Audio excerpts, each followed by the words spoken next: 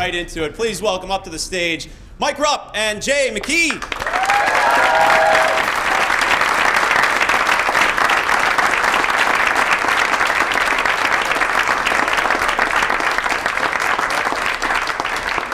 Seat, guys. What's going on? Two of the newest members of the Pittsburgh Penguins here with us. Pick up the microphones there and hold them up real tight. I think you might be sitting on yours, Rupper. There you go. They're on. We're ready to get going here. Well, as I said, newest members of the Pittsburgh Penguins. Want to know, how are things going here so far with the Penguins, Jay? Things are great.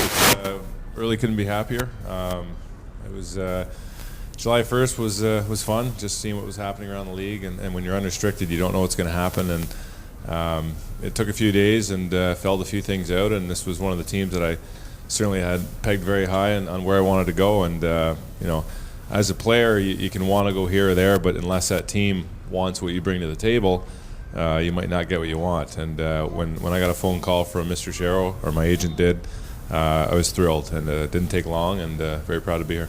Rupper, how's it been for you so far? Oh, it's been great. It's an organization that, like Jay said, was on top of my list, and it's a team that I wanted to be a part of, just as well as the organization, how well it has been built, and it is built for now and in the future to be competitive for the Cup, and that's why we all play. So it's been a great fit. I love the area, the fans, the people have been great. So it's been solid. Well, both of you guys have played in the Eastern Conference. Jay, you were with Buffalo for so long, and Mike, you were with New Jersey. But I know you came here as visiting players, but what has surprised you so far? What's something you didn't know about either the city of Pittsburgh or the organization until you came here as a player? I didn't know about all the hills. I was, I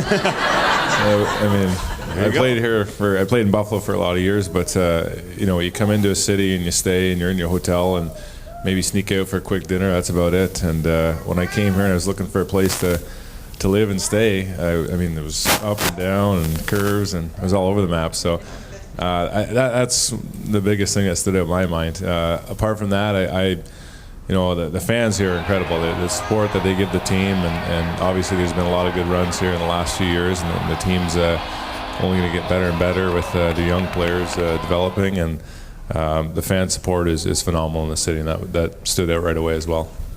Mike?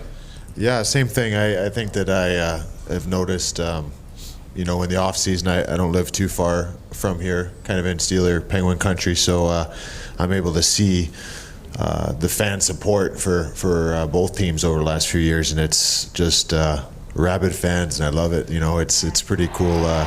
It's pretty neat seeing the support and the passion. Fortunately, our schedule's allowed us to go to a couple Steelers games, and it's neat, the support. A couple of the Steeler guys come to our games, we're going to their games. It's a real nice community. And you grew up in Cleveland. We won't hold that against you. We'll get into that a little bit later. He wears the black and gold on the ice, and that's all that matters. We'll get into that and a lot more coming up next. We'll take a break and return with more here on Inside Penguins Hockey, presented by Comcast. Guys, that we've met someone else who's not from Pittsburgh that ends up liking pierogies. I've lived here for 9 years. I'm from Southern California. In-N-Out Burgers, big deal out there, but pierogies are actually pretty good as well. Guys, big fans? I've never had a pierogi. Never? No. Wow. Unbelievable. Never had one. Mike, you're from the area. I'm sure you have. Yeah, I'm surprised our strength and conditioning coach allows him to have pierogies. I don't think they're very good for you. It's not in the... No, that's why I said I've never had them. He's Stalzy's a machine out there, but that's filling himself up with a little extra weight, I think. Let's talk about this season so far, guys. What has it been like coming to a team that won the Stanley Cup last season and being new guys? Of course, everybody else so tight from the experience that they went through, but what's that been like for you two? I think it's been a very easy transition. The guys here made it, right from the beginning, made it very comfortable for us. Coaching staff, they made it a point that, we're not coming in replacing players. We're just new players adding to the team and what we bring. So, obviously, off the get-go, we started off real strong, and that helped. And I think we both felt real comfortable right away. Mike? Yeah, the guys have been great. The organization's been very welcoming. Once you get into the hockey season, it's kind of a the camaraderie, the time we spend together, it's, you feel comfortable real quick. So it's been an easy transition. Jay, I want to talk with you about the shot blocking. Everybody's been raving about it. You've been at the top of the leaderboard in shot blocking in the NHL thus far this season. First of all, how do you do it? Your pain threshold must not be that of a normal human being. How are you standing in front of these guys every night? Mike throws me around every day in practice. So I asked him this question a couple weeks ago, and he goes, "My wife beats me up a lot." That's what he said. Yeah. And he said it on the microphone, too, so I don't mind sharing that. Yeah, no, you know what? It's just, I think every player, we have a role. We bring what we can to the table. And a bunch of years back, my coach, Lindy Rupp, at the time, had said that the Tampa Bay Lightning won the Stanley Cup last season. And he said this at the beginning of the season. They won the Cup last season, and they led the league in block shots. And that's something that kind of stood out in my mind, and I kind of thought about it a little more and just tried to get used to the angles and positioning, and it's worked out. My goaltenders haven't complained too much. There's been the odd one that tips in off me and in the net, and I get a quick slash in the legs from them. But no, they appreciate what we do. The players do, and I appreciate watching other guys do it. And whatever we can do to win will help. I think it was a game earlier this season against Tampa. I don't know how many blocks you had, but you're standing in front of Vinny Lecavalier, Marty St. Louis. It's just unbelievable, and I know all those aren't just hitting pads. You're going to have to absorb a few, right? We're not trained, but I think you get used to putting yourself in the right position. So most times you get hit in a padded spot. Sometimes you get hit in a soft spot, but it's something to get used to and you deal with some ice bags. Mike, as I mentioned, you grew up in Cleveland, correct? Were you a Browns fan, really? Were you a Browns fan? You can admit it. I guess you have to be, right? Yeah, I guess so. But again, the black and gold on the ice trumps everything, so we won't hold it against you. Yeah, that is true. That is true. Not a whole lot of players in the NHL from the state of Ohio. Tell us about how you climbed the ladder to get to the NHL. I grew up in, like you said, Cleveland, and hockey was growing at the time. It wasn't very big. It was, we would go up to Buffalo and Detroit and Toronto to play in tournaments, and so we were able to get, against some better competition doing that.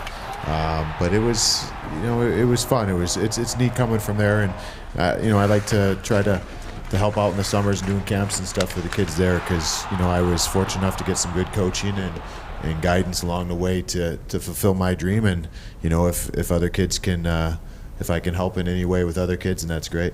Take us back to 2003, New Jersey Devils, Game 7, Stanley Cup Final. You kind of come out of nowhere and you become a Stanley Cup hero with a 3-point effort in Game 7. You win the Cup with New Jersey. Yeah, it's something I've said, many times before, that I may not fully absorb it till I'm done playing the game, because right, just like this team's from last year, you get back on the horse and you're trying to win again. So, but it was a great experience. I was put in a great situation in the finals, playing with Jeff Friesen and Jamie Langenbrunner, who were probably maybe top 3 in points in the playoffs, and so we just had a good thing going, and fortunately we were able to come out on top in Game 7. All right, we've got a couple of quick questions here. We'll call it the lightning round. These are our one-timers for these guys. We'll start with you, Jay. Hockey idol growing up? Chris Chelios. Toughest forward to stop in your career one-on-one? This is going to sound funny, but actually one-on-one in the corner would be a guy like George Laraque.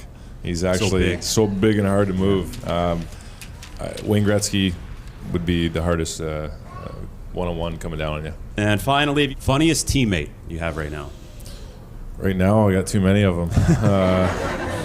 Bill Guerin brings it every day. He's pretty funny. Yeah, you were with him in St. Louis, right? I was. And Doug Waite. They're like a comedy act, those two guys. They are. Best friends. They find a way to make it entertaining every day. Mike Rupp, real quick, toughest guy you ever fought?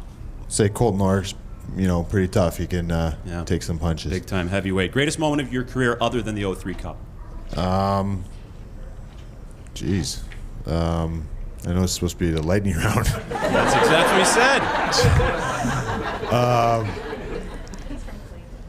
I don't know. First game? First NHL game. There that you was go. it. And finally, favorite road arena to play in? Montreal. Yeah, it's an experience up there, isn't it? Yeah. All right, we're going to take a break and return with some more. We got questions from the audience. Best segment coming up next, so stick around.